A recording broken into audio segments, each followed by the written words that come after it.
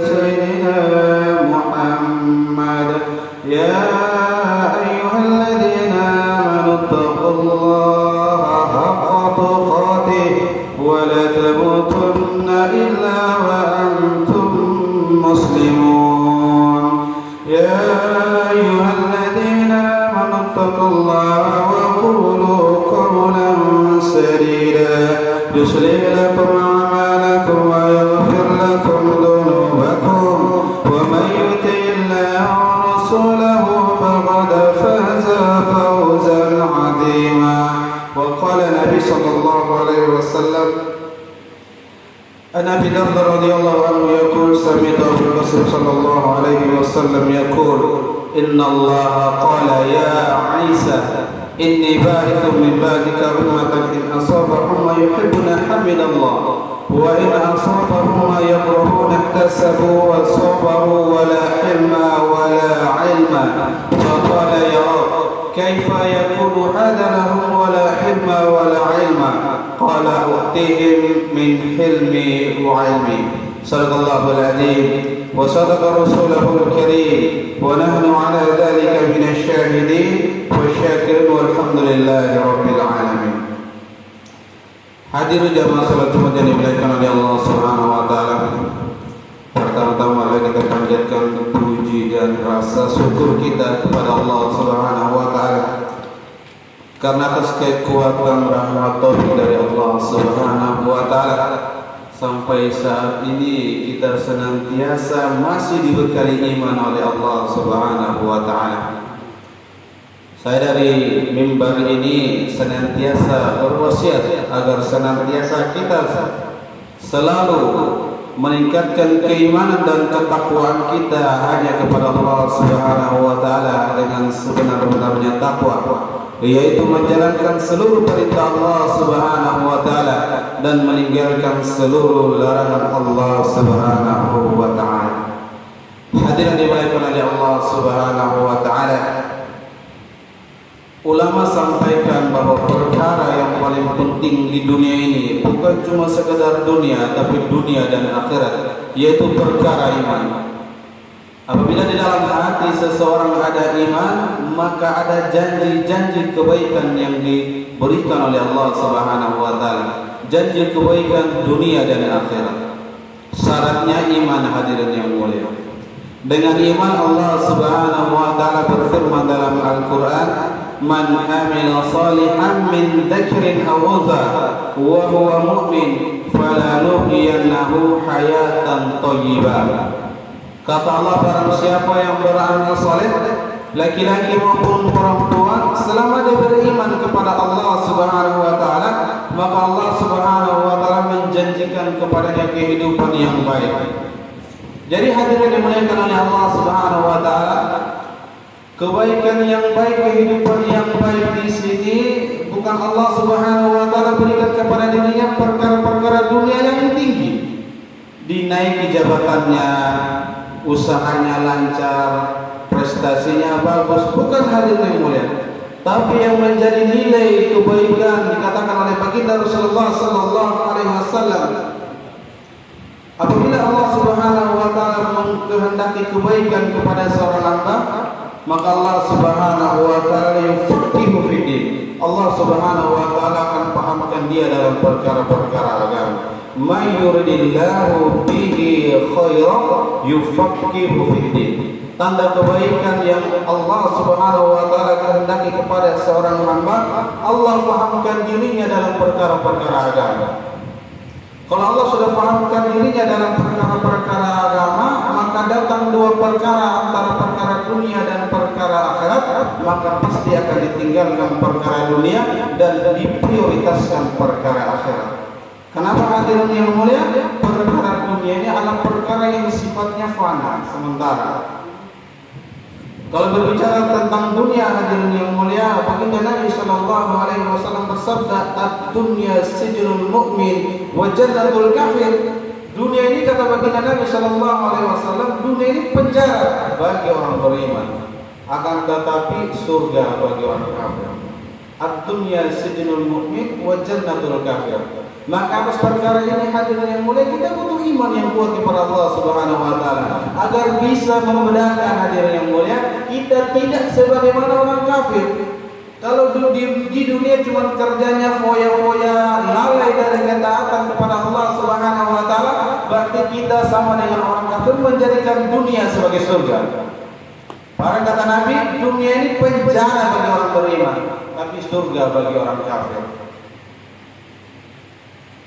Hadirin jamaah salat Jumat yang dimuliakan oleh Allah Subhanahu wa taala. Maka atas pentingnya perkara iman, hadirin yang mulia, para sahabat radhiyallahu anhum ajmain adalah manusia generasi terbaik yang Allah datangkan ke dunia untuk manusia. Kuntum khairu ummatin ukhrijat lin-nas ta'muruna bil ma'ruf wa tanhauna 'anil munkar wa tu'minuna billah.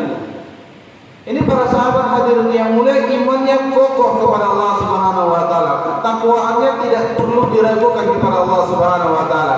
Tapi dalam sebuah riwayat Nabi berpesan kepada para sahabat, jaddidu imanakum, perbaharui daripada iman-iman kalian. Suruh diperbaharui oleh baginda Nabi sallallahu alaihi wasallam. Jaddidu imanakum. Qila ya Rasulullah, wa kaifa nujaddidu imanana? Ya Rasulullah, bagaimana cara kami memperbaharui iman-iman kami? Akthiru min qawli la ilaha illallah. Perbanyaklah mengucapkan la ilaha illallah. La ilaha illallah Muhammadur Rasulullah. La ilaha illallah ini adalah kalimat iman. Adalah kalimat iman meyakini tentang adanya Allah Subhanahu wa taala dan menafikan selain daripada Allah Subhanahu wa taala. Sedangkan Muhammadur Rasulullah adalah kalimat amal. Maksudnya di sini adalah keyakinan kita kepada Allah Subhanahu wa taala. Amal kita harus mengikuti baginda Nabi sallallahu alaihi wasallam. Apabila berimannya kita kepada Allah Subhanahu wa taala tapi tidak mengikuti sunnahnya, amalnya baginda Nabi sallallahu alaihi wasallam tertolak. Jadi sepaket la ilaha illallah Muhammadur Rasulullah. Percaya tentang adanya Allah Subhanahu wa taala dan meyakini satu-satunya jalan untuk meraih kesuksesan dunia dan akhirat hanya dengan mengikuti cara baginda Rasulullah sallallahu alaihi wasallam. Inilah hadirin dimuliakan oleh Allah Subhanahu wa taala. Ulama sampaikan iman ini lebih penting daripada seseorang yang mendapatkan dunia beserta isinya. Orang kaya hadirin yang mulia diberikan kekayaan oleh Allah Subhanahu wa taala tapi tak punya iman, maka mati pasti akan dimasukkan ke dalam neraka tanpa hisab.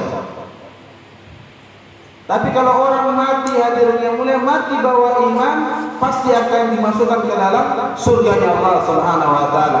Yakhruju minan nar man qala la ilaha illallah wa kana fi qalbihi minal khairi ma yajri sa'ira. Kata baginda Rasulullah sallallahu alaihi wasallam, akan dikeluarkan dari dalam neraka orang-orang yang lisannya pernah mengucapkan la ilaha illallah walaupun di dalam hatinya punya iman atau kebaikan sebesar biji juwawur. Thumma yakhruju minan nar man qala la ilaha illallah wa kana fi qalbihi minal khairi burra. Kemudian dikeluarkan lagi dari dalam neraka orang-orang yang lisannya pernah mengucapkan la ilaha illallah walaupun di dalam hatinya punya kebaikan sebesar gandum, lebih kecil daripada biji jawawar.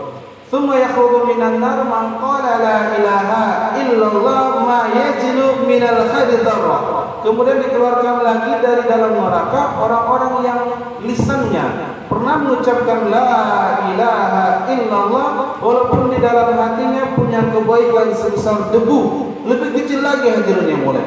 Kemudian dalam riwayat yang lain Allah akan mengeluarkan orang-orang dari dalam neraka yang lisannya pernah mengucapkan la ilaha illallah walaupun tidak punya kebaikan sama sekali. Tidak punya kebaikan sama sekali, yang penting lisannya pernah berucap perkataan ini, maka dikeluarkan dari dalam neraka, dimasukkan ke dalam surganya Allah Subhanahu wa taala. Maka atas pentingnya perkara ini hadirin yang mulia, paman baginda Rasulullah sallallahu alaihi wasallam tiap hari didakwahkan perkara ini, didakwakan kalimat ini. Sampai di akhir-akhir kehidupannya berkata baginda Rasulullah sallallahu alaihi wasallam, wahai pamanku, ucapkanlah ini kalimat maka kamu akan selamat. Ucapkanlah la ilaha illallah, kamu akan selamat. Tapi di sisi yang lain berkata Abu Jahal, wahai Abu Thalib, apakah kamu mau meninggalkan agama nenek moyangmu? Maka berkata Abu Thalib, sekali-kali tidak akan saya tinggalkan agama nenek moyangku. Maka kata baginda Nabi Sallallahu Alaihi Wasallam, wahai pamanku, ucapkanlah la ilaha illallah tanpa engkau meyakininya, maka nanti aku akan berdiri di hadapan Allah Subhanahu Wa Taala untuk menyelamatkan dirimu, untuk mensyafaati dirimu. Tapi hadirin yang mulia, kita ini perkara yang berat. Sampai beliau meninggal tidak berucap kalimat la ilaha illallah. Dalam perkara ini baginda Nabi ditegur oleh Allah Subhanahu wa taala, wa innaka la tahdi man ahbabta. Wahai Nabi, sesungguhnya hidayah mutlak milikku, bukan milikmu. Mutlak milikku dan terserah saya mau diberikan kepada siapa yang saya kehendaki. Maka setelah meninggalnya paman baginda Nabi Sallallahu Alaihi Wasallam berdoa Rasulullah Sallallahu Alaihi Wasallam kepada Allah Subhanahu Wa Taala, ya Allah tolong ampuni dosa-dosa daripada pamanku. Ditegur lagi oleh Allah Subhanahu Wa Taala, ya Rasulullah, tidak pantas bagimu seorang nabi dan orang-orang beriman di antara kalian mendoakan kebaikan kepada orang-orang yang mati tanpa membawa kalimat iman. Jadi orang mati dalam keadaan tanpa membawa iman tidak pantas kita mendoakan kebaikan. Ditegur oleh Allah Subhanahu Wa Taala. Tapi kalau orang itu masih hidup, wajib bagi kita untuk mendoakan kebaikan. Semoga diberikan hidayah oleh Allah Subhanahu Wa Taala. Inilah iman hadirin yang mulia. Tapi hari ini manusia jadikan iman sebagaimana anak tiri. Sebagaimana anak tiri. Padahal 3 perkara dikatakan oleh baginda Rasulullah Sallallahu Alaihi Wasallam. Apabila seorang manusia meninggal, maka yang 2 akan kembali, yang 1 akan ikut kepada Allah Subhanahu Wa Taala sampai berhadapan di hadapan Allah Subhanahu Wa Taala. 2 perkara yang akan meninggalkannya adalah 2 perkara yang begitu dia sayangi. Yaitu 1, perkara yang pertama hartanya, perkara yang kedua keluarganya, perkara yang ketiga itu iman dan amal. Iman dan amal dijadikan anak tiri, harta dan keluarga dijadikan anak kandung. Tiap hari hanya mengurusi keluarganya, mengurusi hartanya tanpa dipikirkan bagaimana imannya. Tapi apa adanya mulia, setelah mati iman akan berdiri di kepala kita menghadap Allah Subhanahu Wa Taala.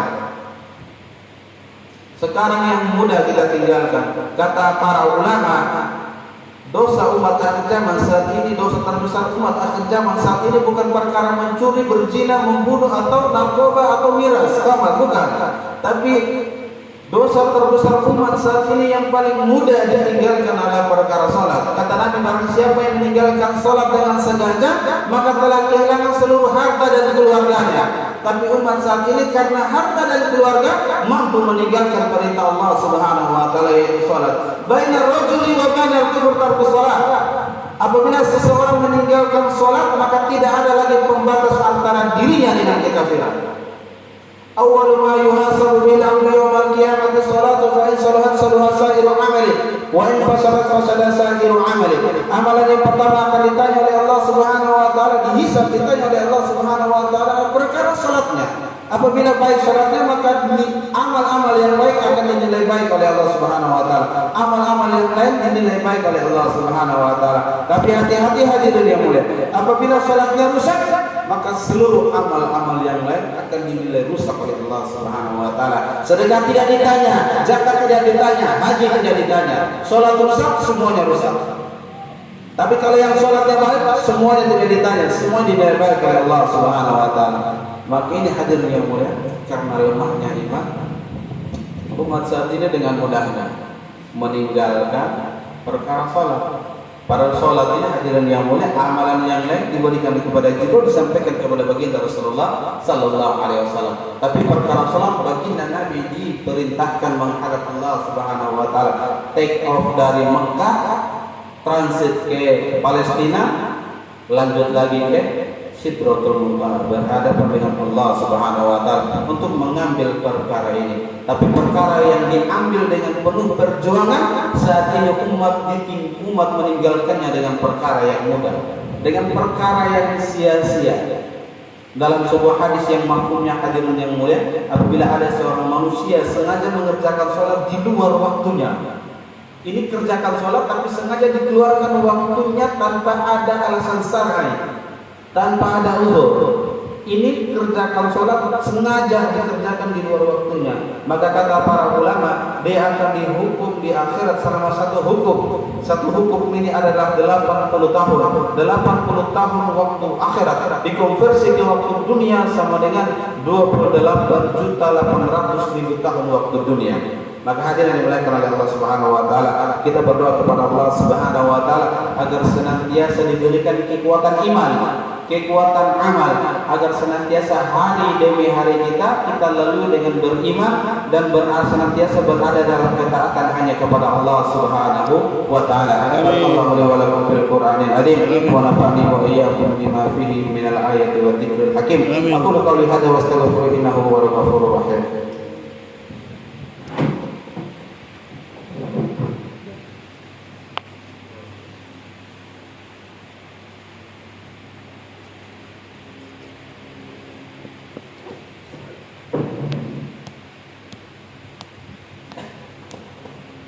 Alhamdulillah Rabbil Alamin. Alhamdulillah ala ni'matil iman. Alhamdulillah ala ni'matil Islam. Alhamdulillah ala ni'matil hidayah. Alhamdulillah alladhi arsala rasulahu bil huda wa dinil haqq liyudhhirahu 'ala ad-din kulli wa kafa billahi shahida.